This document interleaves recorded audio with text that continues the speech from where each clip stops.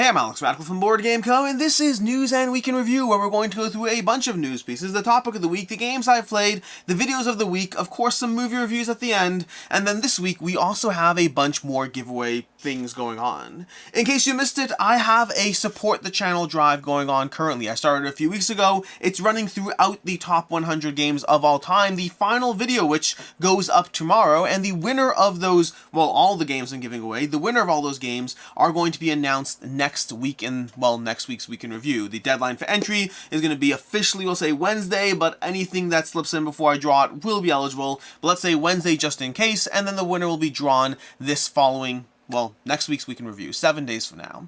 But past that, currently, just a bit of a status update to things going on. The overall goal of the drive, and I'll link to the video down below in case you want to see it. There's no purchase required to entry. You can just be eligible to win, although helping donate to the channel does give you more entries in that giveaway. But the general idea of it, the short version is I'll probably be doing this every single year, although the impetus this year was the fact that I bought a whole bunch more computer supplies, and, well, not computer supplies, I bought a bunch more camera gear to get some more lenses, some more camera bodies, some more, tripod things, another over-the-top rack bar, a whole bunch of other things like that. And then I'm also going to be upgrading my computer as well, because it can barely keep up with the video editing that I do. I built this thing a long time ago, before I ever knew I'd be doing, well, this for a living.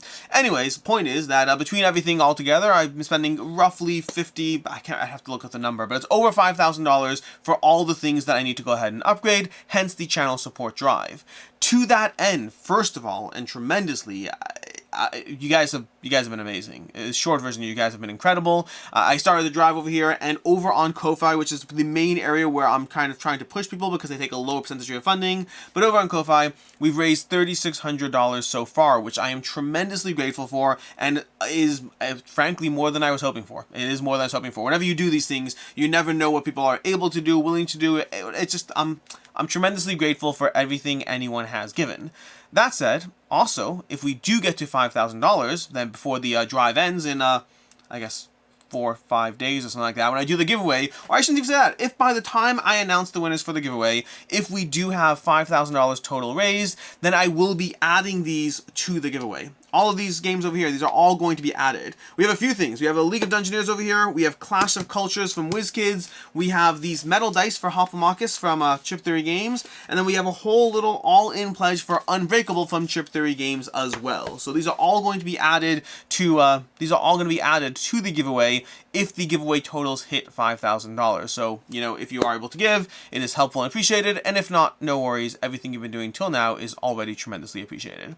And so that's your little update around, well, these things on the table. And with that, should we leave this on the table? We're going to push it off to the side. We'll grab some other games. Because I usually doing these videos, I have the games I'm hoping to play, the games I'm hoping to play this week usually just goes on the table, and I don't want to break tradition. So we're going to put these off to the side now that that's done, and we're going to have the games I'm hoping to play over here.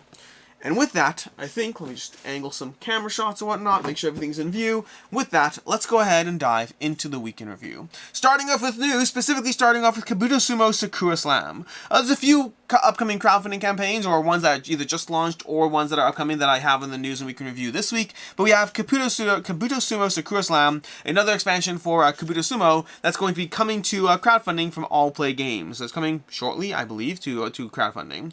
Then we have over here, we have Find Your Fortune in 16th Century Italy.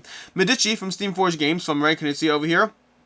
They're reprinting it with Steamforged Games. They just announced their pre-order. This is not going to crowdfunding, or at least seemingly it's not going to crowdfunding, but it's Medici with a pre-order exclusive coin. So if you do want this Ray Knizia classic game over here, which I'm sorry the pictures are not as large as I want them right now, because the way this tablet is pulling them up, they're not popping up as nice as I like. But either way, can I zoom in at all? I guess I could zoom in that way. So you have Medici over here, Ray Knizia reprint, coming to you from Steamforged Games. Pre-orders open for that. We also have Scandinavian Big Box and Big Box Lancaster. These are from Queen Games. They launched over on crowdfunding. Specifically, I want to talk about this because, I'll talk about it in, I guess, 2-back and not to back whenever that happens. But the Big Box Lancaster, in case you did watch my top 100, in case you saw that Lancaster is one of my top 100 games, and it's not always the easiest game to pick up, it is a delightfully mean and delightful Euro game of trying to upgrade your knights in a worker placement game as you go for a variety of goals, and then be mindful of the strength of your actions. It is so well done, a lot of variety to it as you vote in different laws, just an overall good experience. And Queen Games just launched a Kickstarter for, well, the Scandinavian Big Box, which I believe includes Copenhagen, but also some of their other games. Copenhagen and Helsinki, 2 polyomino games, similar but different, so think Ticket to Ride Europe, that kind of thing, but similar but different games. And then they have, like I said already, Big Box Lancaster as well, in case you're interested in those. Then we have over here, we have Disney Lorcana launches their first kid-friendly Disney-themed tabletop RPG, which is a mouthful of a title over here. But basically, they're coming out with Chronicles of Light, Darkness Falls, designed for 4 players who can choose to play as Belle, Violet, Moana, or Maid Marian from Robin Hood. 4 various Disney characters. They're working together to stop the shadows of some of the most notorious Disney villains from corrupting the realm of light. So this is going to be another, Ravensburger / Disney title coming out with 4 very interesting, like the combination, Moana plus Belle plus Maid Marian and what's her name? Oh my gosh, what's her name? Violet. That's just an interesting team up as far as characters go, but hey, if it works, it works. That's going to be Chronicles of Light from Ravensburger. Then we have over here, we have Play Pink. This is kind of board games, kind of video games. I mean, it's more board games as video games. But basically, this is a game bundle over on Humble Bundle. If you're not familiar with Humble Bundle, be very, very careful. You can get addicted very, very quickly. But it's basically, they give you a bunch of deals for a variety of games where they give you good prices on things, and they usually bundle it up. So you're like, hey, here's $300 worth of games, and it's only going to cost you $15. You may not have wanted those $300 worth of games, but they're yours now. You have Steam keys for them. If you are a Humble Bundle fan, you're someone who has a ton of Steam keys because you've gotten duplicate games here, there, anywhere. But if you want Gloomhaven solo scenarios, Enchanted, Terraforming Mars Prelude, Hell is an Elysium, Game of Thrones, Blood Rage, more Blood Rage, and more Blood Rage, with some Carcassonne thrown in, along with some Splendor and various Splendor expansions, and Small World, and all the Small World expansions. Is this still going? Lord of the Rings Adventure card game, as well as some, coupons off for more content for various games over here. This is absolutely obscene. Love Letter. There's also Love Letter. If you want all of that, the 35 item bundle for $20. I mean, just for context, Gloomhaven alone is going to be a game that costs you $15. More than that. Is Gloomhaven 15 or? I can't remember what Gloomhaven is. It's a $35 game? I can't remember what the price of Gloomhaven is, but this is an obscene amount. Specifically, it's a $283 value, but obviously that only comes down to what you would actually buy, so take that into account. But in case you're interested in a bunch of these games, this is an opportunity to stock your library with games that you might buy. You might play, I don't know. Sometimes you buy Humble Bundles and you actually get good value from them. I've certainly done so in the past. Other times you buy them and they sit languishing in your digital library for a long time, which I guess takes up less space than the games on your shelf, so there is that upside, although they are harder to resell. Not impossible. You can resell them. You have the Steam keys. Anyways, we have the Dice Tower. The Dice Tower has a crowdfunding campaign currently going over here. So the Dice Tower's Kickstarter campaign just took off. They also have started their top 100. They're rattling through it. They do 2 a day, every day for the whole week until boom. This is your top 100. This is the week. Enjoy. So Dice Tower is currently going through the top 100 games of all time, and they're also running their crowdfunding campaign. They yearly support the Dice Tower campaign. I usually talk about this every single year because the Dice Tower by far is the biggest contributor to the board game space in terms of media. In terms of board game media, they are easily the biggest contributor to the board game media space. They give you a ton of opinions, a variety of opinions. The merit you get from having 3 to 4 people on camera telling you how they feel about a game, contrasted with 1 person on camera, and the conversations that ensue, the quality of their content, the consistency of their content, the continued iterations, the constant live streams, the amount of bad games they play every single year. Like, I at least have some degree of standards of what I play. Like, I have to want to play it to some degree. Sure, some of them are a letdown, but more often than not, they're not, because I pre-select games that I at least have some level of interest in, and the Dice Tower is like, screw it, you want some more Hasbro games reviewed? Done, no problem. We're going to go ahead and cover them, play them, and tell you how we feel about them. They genuinely do so much for the hobby that if you appreciate the content, I mean, I know I just talked about, like, if you put more money in my, Ko-Fi or whatnot, support the channel. And it's true, I am asking for your support, but also, I'm asking you to support the Dice Tower as well. If you get value from their content, they are consistently, they've been around for a long time. And they've continuously iterate, continuously add, continuously never set, they never sit on the laurels. They are just, the amount of conventions they do, the amount of if you've been watching, if you know the board, if you've been in the board game space long enough, you know what I'm talking about. The Dice Tower has been around for a long time, and they do a lot for the board game space. So yeah, if you do have anything to give or support, I highly recommend supporting the Dice Tower's 2024 crowdfunding campaign. And with that, we are moving into our topic of the week. Although the topic of the week this week is more of a minor correction to a video I did this past week. This past Monday, I did the campaigns, the 10 crowdfunding campaigns I am most looking forward to, and then I got a lot of comments for games that I was like, oh, that should be in there. And that should be in there. And I forgot about that one. Oh, that should be in there. So today we're going to add 4 more crowdfunding campaigns that I am looking forward to in 2024. This is not for the month of January. This is across the whole year of 2024. 4 more campaigns that I am actively looking forward to and waiting for them to show up because I am very, very excited about these campaigns. So we're going to go into those today. And yes, I expect more comments on this video about the other ones that I forgot as well. Not the other campaigns I forgot, but the ones I forgot that I should have included. The ones I actively am looking forward to. But with that, we're going to go start that off with over here with Dying Light over here. Dying Light from Glass Cannon Unplugged over here. I am a little torn on this one. This one is probably like at the lower tiers of it. Not because I'm not looking forward to it, because I don't know enough about the gameplay to be as excited about the game. I briefly played the video game. I briefly played the video game Dying Light. But the board game itself, the mechanics of it, I just don't know enough about how it's actually going to play. It's coming from Glass Cannon Unplugged, who did they did Apex Legends as well as Frostpunk, and so I am looking forward to the game. Don't make no mistake, but I really need to know more about it before I can be that much looking forward to it. So that's going to be Dying Light, looking forward to that in 2024. We have Luthier from Pavison Games. This one I'm looking forward to a lot more. Art by Vincent Trait, coming from Pavison Games, who have done Distilled. Luthier is going to be giving you a musical, The Art of the Instrument. It's going to be I believe it's worker placement. I believe it has worker placement, a unique blend of hidden bidding and worker placement. I've had a chance to see this briefly. I've not had a chance to dive into this one myself, but the art, the style, the theme, all of those things definitely appeal to me. Again, from Pavison Games, who did Distilled, so they have a solid hit under their belt so far, and this is hopefully the next one. That's going to be Luthier. I'm very excited and interested for this one upcoming. We have over here, we have Odalin, Sands of Destruction. This is coming to you from Drunagor Games. This is a new universe. Okay, so it's going to be a new universe. It's not the Tenaris Adventures, not the Tenaris Adventures Arena of the Contest universe. This is a new universe coming to you from Drunagor Games. Looks very Prince of Persia adjacent. Odalin, the Sands of Destruction. The miniature looks amazing, which I expect no less. This is, after all, Drunagor Games. They will likely have way too many boxes to go ahead and tempt you, but I will probably be tempted by them all. There's going to be the Mythical Sands, hide surprise and secrets of exploration, and dungeon crawler game full of twists and gameplay like you've never seen before. All in an extravagant setting and unique thematics for those who are brave enough to face it. So, yeah, I mean, I'll have links to all these things down below, but I'm definitely interested in this from Drunagor Games. And then lastly over here we have, oh my gosh, what's it called again? It's called Avalon the Riven Vale, I believe, because the name's not on the page. I think it's Avalon the Riven Vale. But this is coming to you from Oathsworn, from Shadowborn Games, who have done Oathsworn, but Avalon the Riven Vale is going to be their area control, Avalon-themed game that's going to be coming out in 2024 from the creators of Oathsworn, an Arthurian area control game like no other.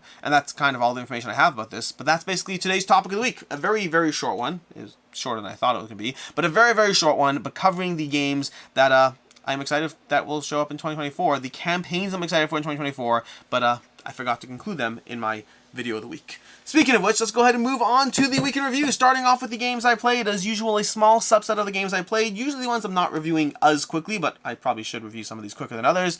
Anyways, starting off, we have Snowfall Over Mountains. This is going to be part of an upcoming upcoming set of games from Pencil First Games. It's going to be a trio of games coming to crowdfunding. We'll be covering some of them on the channel. I don't know if we'll be covering Snowfall Over Mountains, but I wanted to play it anyway because it kind of looks like Solo Cascadia. That's kind of the vibe I got from reading the rules of how it plays. So basically a tile-laying game, place a bunch of tiles down, and then try to score as efficiently as possible, utilizing the 5 different attributes, and those attributes have different scoring mechanisms depending on the game you're playing. So again, kind of like the Animals and Cascadia has that vibe for me.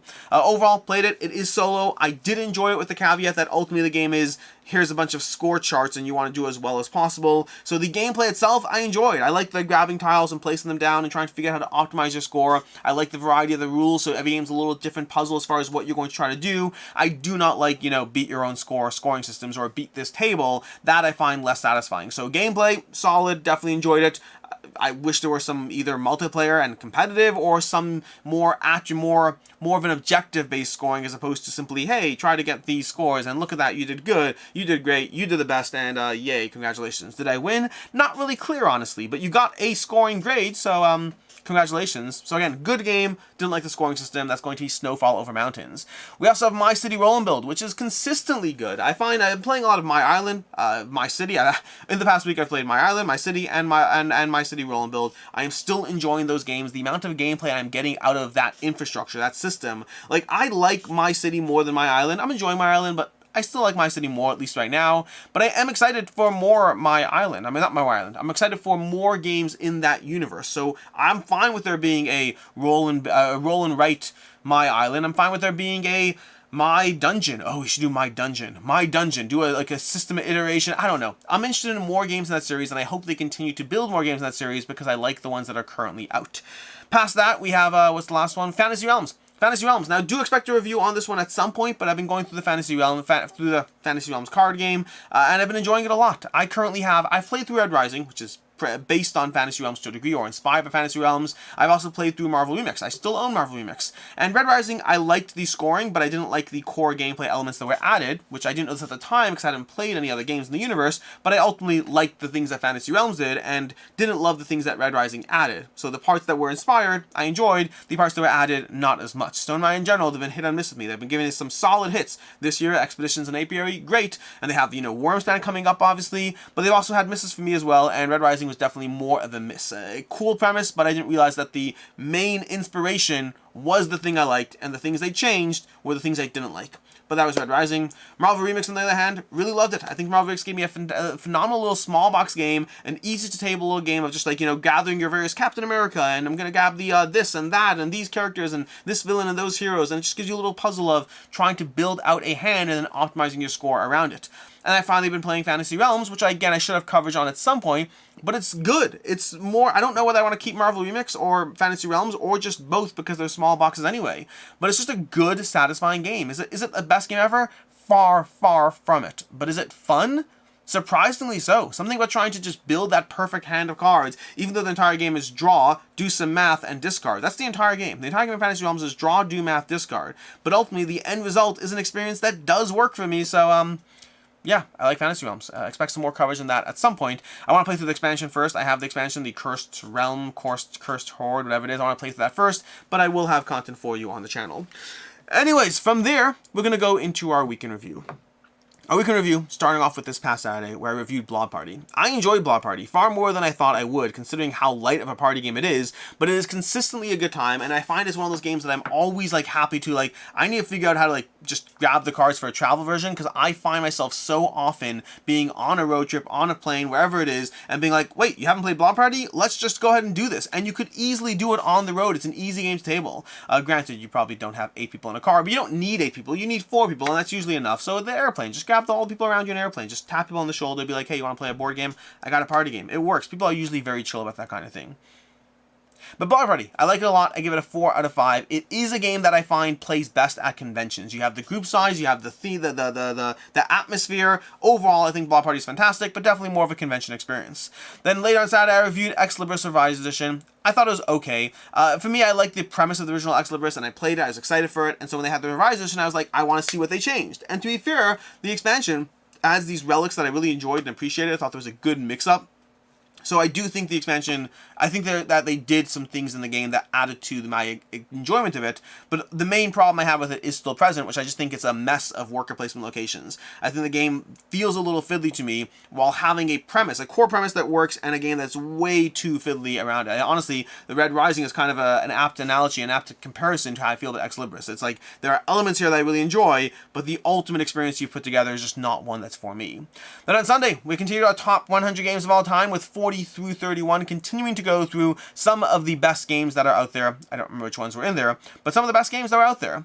Then later on Monday we had, like the video I talked about already, the 10 crowdfunding campaigns I am most looking forward to in 2024, less these 4. Now again, granted, Dying Light I don't know would have made the cut, but it could have and should have had more campaigns. I could have easily found some more, made it 15. And again, there are some that I don't know if they're public yet, so I'm not talking about yet. But past that, there are crowdfunding campaigns that are coming, and I'm excited for them because I like some of these games. games. Crowdfunding is always interesting because more and more I find that I have some degree of fatigue. Like even Odolin, like I'm excited for it, but I also know how much, as much as I like Arena of the Contest and Tenaris Adventures, I also don't, I'm also realizing I don't need all that content. Some games I actually use and benefit from the all-ins, some not so much. I've done 2 full videos on the subject talking about what types of games I benefit from it all. So will I go all in on Odolin? I hope not. We'll find out. We'll see what they have to offer and whether I think it's the kind of experience I would actually benefit from or not.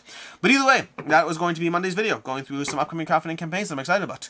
On Tuesday we had a few videos as usual. We had Explorers of Navoria. I gave this one a 3.5 out of 5. I like Explorers of Navoria a lot. I do think that the current game, meaning not including expansions or whatever, I think it does run the risk of getting a little samey. Not run the risk. From having played it multiple times, it does get a little samey for me. I think it's a very good, clean experience, but to me it falls more into Gateway Plus, and I want more stuff to mix up the experience. Speaking of which, though, they do have expansions on that campaign. It's an active crowdfunding campaign, and I'm curious about the expansions and what they add, because it could be enough to push me over the edge into a 4 to 5. I think it's an easy to teach game, an easy to play game. I do think there's a lot of good things about it. And again, the core experience as is, if I was just rating it on one game, it'd be a 4 to 5. But I don't rate things based on one game. I rate things based on how they feel over multiple plays. And that's where Explorers of Navoria does suffer a drop for me. It's still good, but just suffers a drop. 3.5 out of 5. Later on Tuesday, I did a Chip Theory independent play review. This is covering the Chip Theory, their independent play kit for kids, effectively. It's not really a set of games.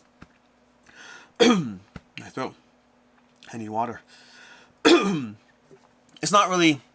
Give me a second. It's not really a set of board games so much as it is a set of puzzles, but it's a set of a lot of puzzles that really did have my kids playing through the game independently, which is their whole focus and goal and stated purpose. My kids had a lot of fun with them and just really enjoyed just playing through an absolute ton of Chip Theory independent play games. So I overall like that one, with the caveat that no, you're not getting a board game, you're getting a set of puzzles.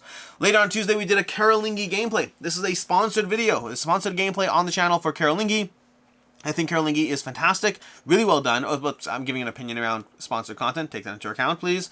But basically, I think Carolingi is a game that visually does not appeal to me. It does not appeal to me at all visually. I would have written it off the 10-foot pole. It's not my art style.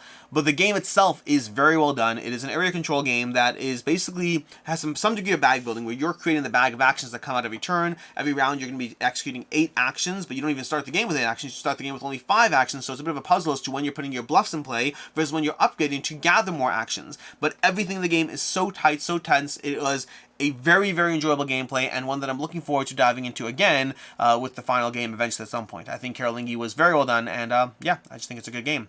That's going to be Carolingi. Later on Wednesday, we continue the top 100. No, did we? Yes, Wednesday we continue the top 100 games of all time with 30 through 21, with some fantastic games in there, including, I don't know, Feast for Odin, The Loop. Oh my gosh, The Loop. Lots of good games. Lots of good games in my top 100. We are really closing in on some of my favorite games of all time, the ones that just make me upset that I play other games. And the sad reality is I do play other games because that's my job, but I kind of wish I just played my top 100 games sometimes. Sundays. I always want to try to find new things. I do want that experience of searching for the next thing. But I also want to play the best things, and that's where I wish I had more time. I just wish, could we just like all just not work and just play board games all day? Couldn't that be like just the way we live our lives? Because that feels like it would be fun. I want to do that. Let's do that. Let's work for that in 2024. That's my new goals. My new goal is 2024. Stop any form of work and just play board games all day. Done. Sounds like a plan. Anyways, that was Wednesday. Thursday, we had a few videos as usual. We had a review for Cthulhu Dark Providence. I gave it a 4 out of 5. Again, please take into account the review was not sponsored, but I did do sponsored gameplay around the game. I really enjoyed Cthulhu Dark Providence. It builds off a Study in Emerald from Martin Wallace. This game was co-designed with Martin Wallace and Travis Chance, and it builds off that, trying to address some of the complaints or issues with the game over the years, while maintaining more of a Study in Emerald's first edition, which is the more well-received one, compared to the second edition, which was a little less well-received. But overall, it is a complicated game, not the easiest to table, but is a lot of satisfying gameplay mixed into it, as far as the building out your cards, the actions you take, the slight degree of hidden rolls going on. Very much enjoy that one. Check out the review for the full thoughts and opinions. Later on Thursday, we had a live stream, going through my regular weekly live stream, talking about, I forget what we talked about. but we talked about stuff. And then last day on Thursday, we had an unboxing for Chronicles of Drunagor Apocalypse, an unboxing of that. Honestly, depending on which ones of my unboxings you watch, sometimes they're a little bit more chaotic, sometimes a little less so.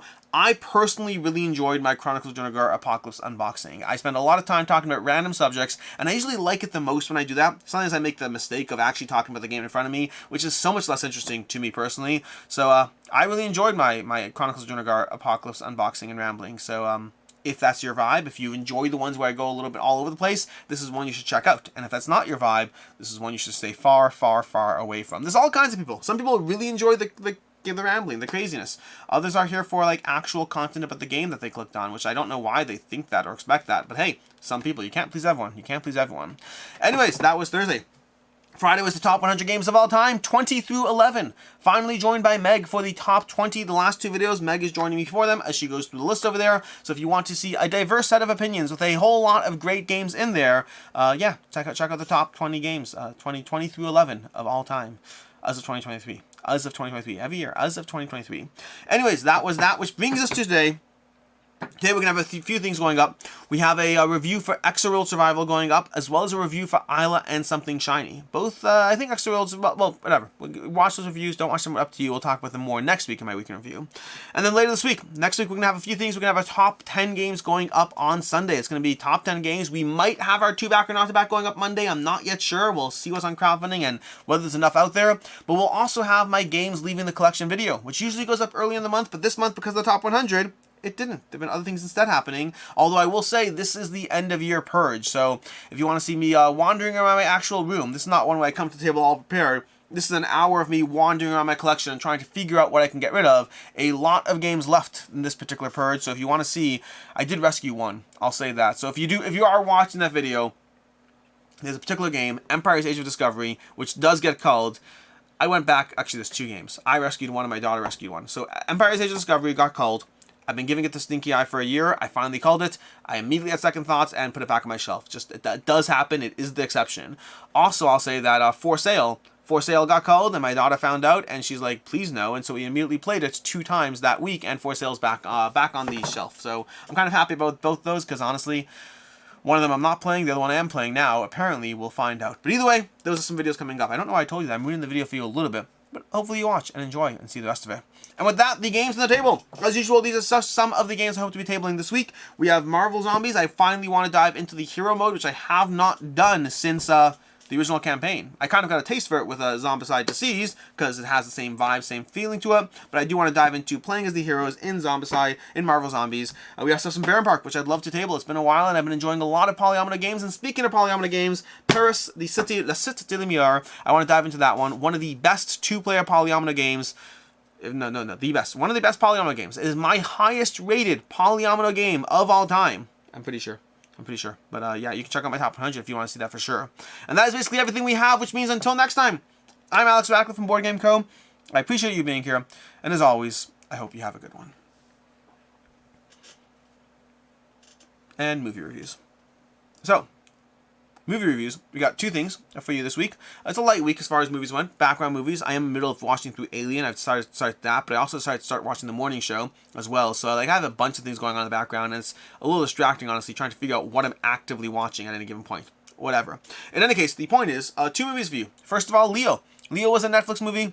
Watched that with the family, watched it with the kids, and I think Leo is a very charming movie, more so than I think. I mean, it's Adam Sandler, which I tend not to expect much from. Consistently funny, consistently good, but not as much my vibe, and I thought Leo was really well done. The ending kind of was like, for me, but the beginning, the first like 2/3 of the movie, surprisingly funny, surprisingly heartwarming, overall a very good time. It's basically about a talking lizard who gets sent, as usual, light spoilers during these movie reviews, but light, like, think commercials and like trailers and that kind of thing, that kind of spoilers. But basically, Leo gets sent home with all these various kids one at a time, and is a heartwarming message of inspiration as to how they can improve and better their lives. And it does a really good job of being both funny and good messaging at the same time. I highly recommend checking out Leo if you do want something to watch with your kids. Again, to me, the ending kind of went more into the standard like kids trope, where it's less good or whatever. It wasn't bad. It just was like, oh, now it's just a kids movie again. Nothing wrong with that. But the first 2/3, I usually tune out doing these movies a lot more, and I really enjoyed it.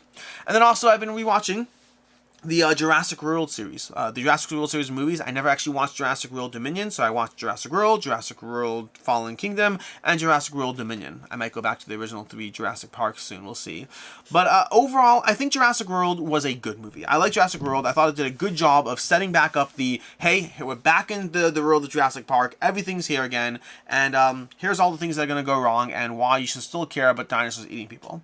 And I thought it did a good job with that. There were elements of intensity to it. The big bads felt like they had gravitas to them. I really thought Jurassic... I haven't even checked the ratings on these series. I don't know which ones have done better or worse. But Jurassic World, I really enjoyed and highly recommend as a good follow-up to the Jurassic Park, series of movies. Jurassic World Fallen Kingdom was okay. I got less of a strong sense of messaging or why or what to care about. The threats of the various monsters in that one just didn't feel nearly as intimidating. At one point, my daughter actually asked, well, why are the dinosaurs so bad? Why is it any worse than, like, a lion? And that's a great question, which the third movie, Jurassic World Fallen Kingdom, Jurassic World Dominion, tries to get into by basically saying, hey, dinosaurs are in the wild, and they are not necessarily that much more threatening than wild animals. Like, at one point in Jurassic World Fallen Kingdom, you have people paying like $20 million for this raptor that can laser kill you, whatever it is. You point a laser and then it, like, hunts you down. Like, $20 million for the thing that can hunt you down, and... weirdly enough, it does a terrible job throughout the entire movie of actually being efficient at killing anything. People are paying for, like, this tiger that can attack people with a laser that is completely inefficient. So there is that little critique there going on. Compared to, like, the Indominus Rex actually had a sense of gravitas and threat in the movie, and kind of, like, the whole Fallen Kingdom to me felt like it's not a bad movie, but, like, I enjoyed it. I still enjoyed it. I had fun with it, but I don't have the same level of respect for it. And Dominion felt interesting. I like the premise of Dominion. I like the premise of having dinosaurs actually being in our world. But again, I kind of lacked that sense of a real threat going on. And they didn't do a great job of building up what the threat was, why you should... I mean, I can answer the question. I'm not going to for you, but I could answer the question. I just didn't feel that strong sense. Like, that singular threat. I think the original Jurassic Park series had that same problem to me. I have to rewatch them to remember them. I remember the first one a ton, but the 2 and 3 I don't remember as predominantly. But 1 always had the obvious threat of the T-Rex. The T-Rex is a threat. And Jurassic World had the obvious threat of Indominus Rex. Everything else from, again, 2 and 3 from the original Jurassic Park I don't want to comment on. I don't remember them well enough. But over here, these other ones, again, Fallen Kingdom and Dominion, did not feel like there was a singular sense of threat enough.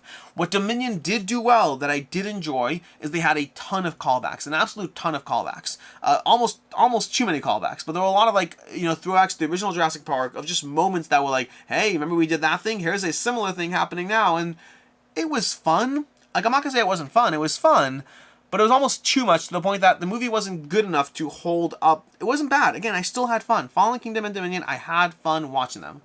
But I think to me, it's Jurassic Park and Jurassic World are the main ones, and I do remember enjoying the trilogy from the original ones. I do remember enjoying that, but maybe we'll talk about that if or when I rewatch them, because I don't remember enough. I just remember vagueness. So yeah, that's my little mini review of Jurassic World. 3 movies that are fun, one of which I thought was genuinely good, and the other 2 I think are kind of lacking a sense of threat, but it was still fun to watch because I like the characters to whatever degree that counts. Anyways, until next time, I'm Alex Radical from Board Game Co. I'm gonna go ahead and go to sleep now because it's 2:20 in the morning, and as always, I hope you have a good one.